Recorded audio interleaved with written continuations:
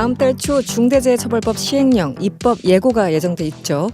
지난달 평택항에서 작업 중 사망한 고 이선호 씨의 사고를 계기로 이 규정을 제대로 손봐야 한다는 목소리가 높습니다. 오늘 명랑 인터뷰에서는 관련 개정안을 발의한 더불어민주당 이탄희 의원 연결돼 있습니다. 안녕하세요, 의원님. 안녕하세요. 네네. 먼저 오늘 보도에 따르면요, 이 노동자 목숨값 올리기라는 새로운 프로젝트를 시작하는 걸로 알려졌습니다. 먼저 구체적인 내용 그리고 취지를 좀 설명해 주시면요. 예, 좀 청취자분들께서 의아하게 생각하실 수 있을 것 같아서요. 네네. 제가 좀 과정을 설명드리고 싶어요. 네. 작년 11월에 제가 중대재해기업처벌법 제정안을 발의를 했었습니다. 네. 근데 올해 1월 8일 날 이게 통과될 때 네. 핵심적인 내용이 많이 삭제된 채로 통과가 됐어요. 네. 비판이 많았죠. 제가- 네네. 예, 그래서 제가 그 삭제된 내용을 다시 채워 넣는 개정안을 얼마 전에 발의를 다시 했습니다. 네. 근데 그 개정안을 발의를 하면서 왜 1월 8일 날 이렇게 중요한 내용들이 삭제됐나 되짚어 봤는데요. 제 힘만으로는 좀 많이 부족하지 않았나, 국회 내에서 국회의원들만을 상대하는 일, 설득하는 일에만 너무 집중했던 거 아닌가, 네. 이런 반성이 좀 돼서요. 이번에는 좀 시민들의 참여를 더 넓게 받고 또 호소하고 싶은 마음에 네. 저희가 산재 시민법정이라고 하는 모의 재판을 열기로 했어요. 네. 예, 그래서 모의 재판을 열면서 거기에 프로젝트 이름으로 노동자 목숨값 올리기라는 이름이 현재 붙어 있는 상태입니다. 일단 이 개정안을 내면서 느꼈던 게 지난 그 1월에 통과했던 법 네. 내용이 좀 부실함에도 불구하고 의원님 개인이 뭐 아무리 애쓴다고 한들 그 300명의 의원들이 있기 때문에 일일이 다 설득하는데 좀 힘이 딸렸다. 그래서 외부의 어떤 여론이나 이런 게 더 필요하다고 느끼신 거군요. 예, 뭐 제 솔직한 얘기입니다. 그런데 이건 약간 뭐 궁금해서요. 이 노동자 네. 목숨값 올리기 사실 이제 이름 지을 때요. 우리 고민 되게 많이 하잖아요. 그렇죠. 그런데 일부러 목숨값이라는 단어를 넣으신 것 같아요. 이게 어떤 네. 과정에서 이렇게 이름을 지으셨나요? 사실 이름이 좀 불편하죠. 저도 좀 네. 불편해요. 네. 근데 사실 더 불편한 거는 지금의 현실이 더 불편한 거 아닌가, 그렇죠. 이런 생각을 했어요. 네네. 그러니까 이 노동자가 산재로 사망을 하는 경우에 사망한 사람 한 사람당 평균 벌금 액수가 450만 원 정도밖에 선고가 안 되고 있거든요. 네. 그리고 우리 국민들께서 기억하시겠지만 이천에 그 창고 화재가 2008년, 2020년 두 번 크게 있었는데 네네. 그때 사망한 노동자 한 명당 벌금 액수가 계산을 하면 50만 원, 80만 원 이렇게밖에 선고가 안 됐어요. 이 상황 자체가 너무 불편하다. 그래서 네. 그 불편한 상황을 이름에 그냥 그대로 드러내자, 네. 이런 마음으로 일단 그렇게 이름을 지었고요. 네. 지금은 사실 시민들의 의견을 조금 더 수렴하고 있습니다. 그래서 혹시 더 좋은 이름 제안 네. 주시면 그것도 한번 더 반영해 볼 생각입니다. 네. 저는 이 프로젝트 이름이 사실은 마음에 들었습니다. 이렇게까지 표현을 해야 되는 그 상황을 말해주는 것 같아서 그래서 여쭤봤고요. 그 모의 법정을 통해서 산재를 당한 노동자들의 몸값을 계산을 한다는 건데 이 계산은 어떻게 이제 이루어지는 거고 어떤 분들이 이 뭐 배심원단 이쪽에 참여를 하시는 건가요? 네. 이제 재판을 해서 벌금 액수라던가 아니면 이제 위자료 액수를 배심원단에서 제한을 하는 형식으로 이제 진행이 될 거예요. 네. 그런데 저희가 뭐 어떻게 계산하라 이런 지침을 드리는 건 전혀 아니고요. 평범한 시민들, 또 범죄 피해자 단체, 네. 또 산재 전문가들을 네. 모두 불러 모아서 각자가 판단하는 적절한 금액을 제시하실 수 있도록 기회를 드리는 그런 방식으로 진행할 생각이에요. 네. 다른 나라 상황과 비교했을 때도 우리나라가 너무 지나치게 제대로 대우를 안 해주고 있는 그런 상황이죠. 보상을요. 그렇죠. 비교도 안 되죠. 비교도 안 되는 상황. 그 시민들에게도 직접 의견을 묻기도 하셨는데 그 아이디어를 많은 분들이 좀 주시던가요? 어떻습니까? 예, 지금 굉장히 호응이 뜨거워서요. 네. 댓글도 뭐 300개 넘게 달렸고 또 이메일 주시고 있고 SNS상으로 메시지도 많이 주고 계세요. 네.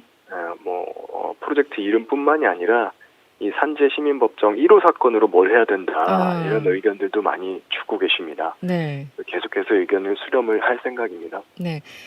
지난 13일 의원님이 이제 개정안을 대표 발의하셨는데 그 지난 1월에 통과했던 그 법안과 결정적인 어떤 차이점이 뭔가요?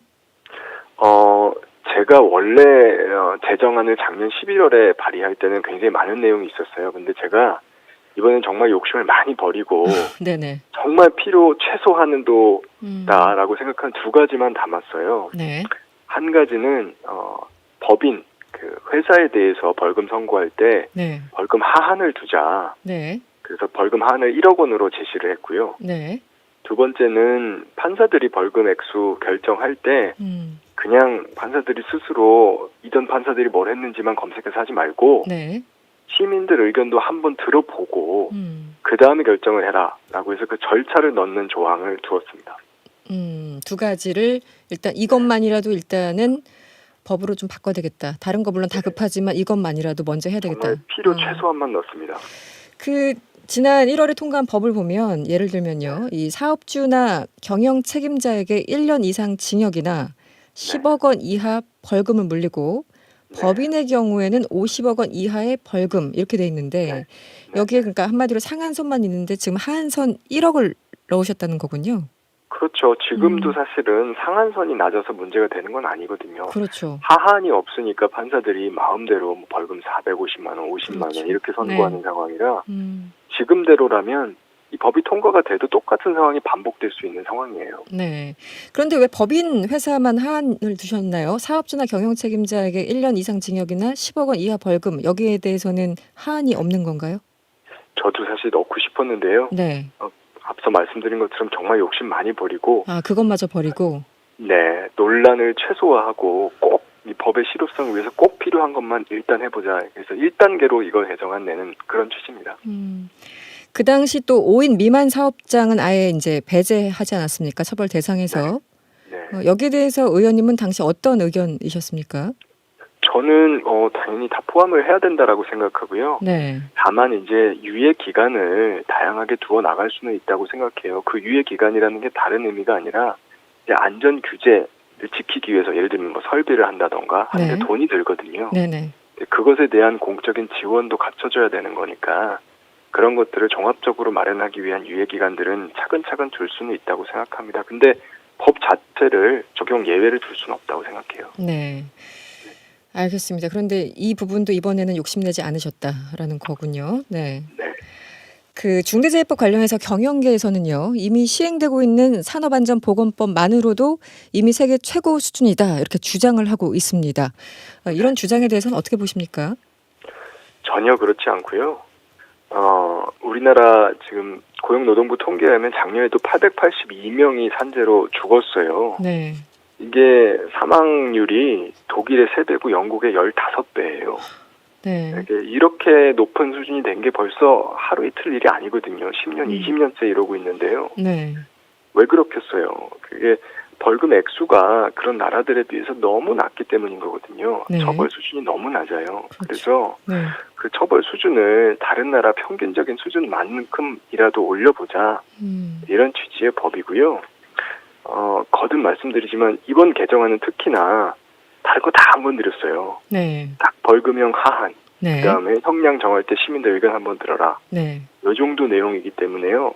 저는 이건 꼭 필요하다고 생각하고 이것도 안 할 거면 애초에 중대재해처벌법 왜 만드나 이런 생각까지 드는 상황입니다. 네. 이건 꼭 필요한 내용입니다. 알겠습니다. 그리고 지금 민주당에서는요, 이 산업재해 예방 TF를 이제 설치하고 여러 네. 가지 논의를 하고 있는 걸로 알고 있는데요. 이 TF는 어디에 중점적으로 좀 논의를 하는 상황인가요? 어떤 법안에요? 제가 사실 TF에 직접 참여하고 있지는 않는 상황이에요. 그래서 네네. 제가 뭐 TF를 대신해서 말하는 건 약간 조심스럽고요. 네. 이제 다만 이제 TF에서는 좀 폭넓게 여러 가지 사항들을 볼 것 같아요. 뭐 시행령 관련된 내용들도 있고 또 법률 관련돼서도 혹시 개정이 필요한 내용들 폭넓게 의견 수렴을 하지 않을까 싶고 제가 이제 짧게 한 1년 정도 의정 생활을 해보니까 네. 이제 이런 TF가 구성이 되면 이제 TF 입장에서는 아무래도 이제 당정 협의 쪽에 집중할 수밖에 없는 것 같더라고요. 네. 그래서 저는 오히려 이 TF에 시민들 의견을 적극적으로 전달하는 창구 역할을 제가 해야 되겠다. 네. 스스로 그렇게 역할을 자임하고 있습니다. 지금 김영배 의원이 TF 단장을 맡고 계시죠? 맞습니다. 네네. 김영배 단장이 지난 17일 이런 얘기를 했습니다. 지금은 시행령을 잘 준비하고 법 취지 그 달성을 우선으로 하고 있다. 이 얘기를 들으면은 이제 당장 법을 뭐 개정한다기보다는 기존에 있는 법의 어떤 시행령을 조금 더 손질하겠다라는 의미로 해석되기도 하는데 어떤가요?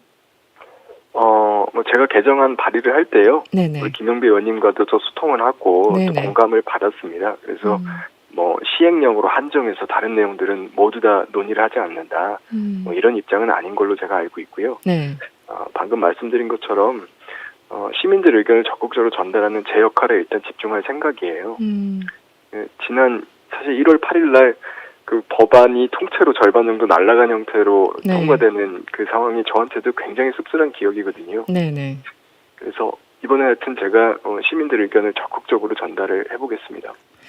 당시 정의당이 이제 법안 내용이 너무 부실하다라는 의미에서 기권표를 많이 던지지 않았습니까? 네. 네, 이번에는 이제 발의를 하실 때 개정안을 대표 발의하실 때 주로 정의당 의원들이 많이 도와주셨습니까? 처음에요. 네.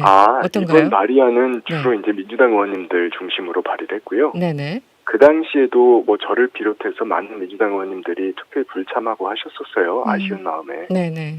네, 그래서 뭐 특정 정당의 문제는 아니고요. 네. 이 그 노동자들의 안전 문제에 대해서 아주 마음 아프게 생각하고 네. 우리가 반드시 21대 국회에서 네. 근본적인 변화를 이뤄야 된다는 의지를 가진 의원님들이 여러 정당에 많이 계시니까요. 네네.